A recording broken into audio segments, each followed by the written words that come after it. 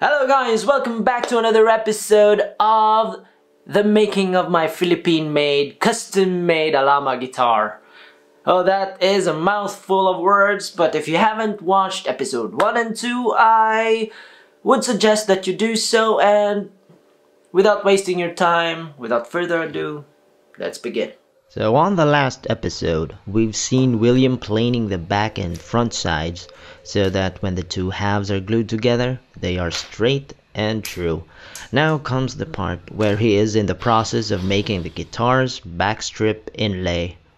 Believe it or not, the material that he is using, what he's actually gluing together, is coconut shell. For those of you who doesn't know what a coconut shell is, it's this one.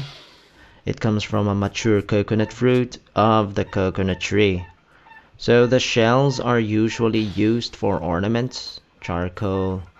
Research in Google and you'll find coconut shells formed as guitar picks, used for the instrument called the kalimba, used in a Philippine folk dance called maglalatik, in English the coconut shell dance, and might as well be used as boob armor.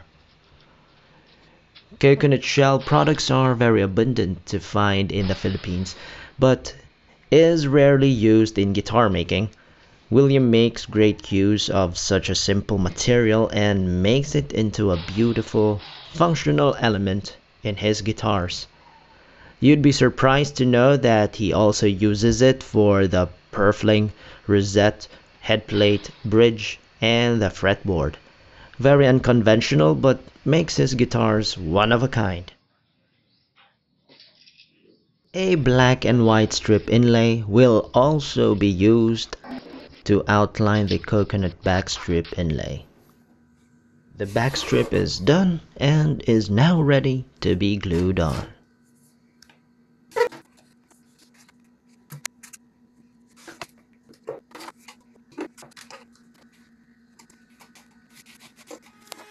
Before permanently making a hole for the sound hole, carving out a channel for the rosette is the first thing to consider.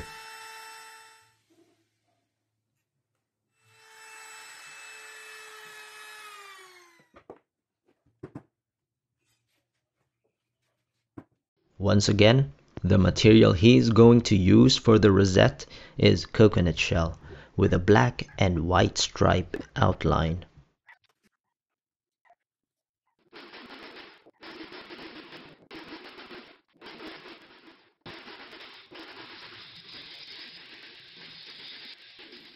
Here's something most guitar owners or players don't see: the bracing pattern of the soundboard.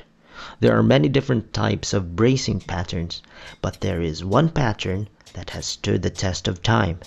It has been used, imitated, and modified by most guitar companies or small bench luthiers. This pattern is the X bracing, developed by the C.F. Martin Guitar Company in 1843. This pattern has been modified countless times, thus you will hear terms such as scalloped, rear or forward shifted, etc. In the case of my custom guitar, William suggested using their own preferred double X bracing, considering the wood type used for the soundboard and their own design specifications of the pattern, resulting to an ALAMA guitar tone. And hopefully, when I will receive the guitar, being optimistic here, I will fall in love with it. If you don't remember, I said in the previous episode that the majority of the wood used for my guitar is sourced in the Philippines. The bracing, however, is an exception because it is made of Sitka spruce. As you can see, this is the workspace for gluing the bracing pattern on the soundboard, and this is a very old traditional method. Just look at the result. It's simply elegant to look at, and just by looking at it, you know that the craftsmanship is outstanding. Moving on, the same method is being used to glue the bracings for the back.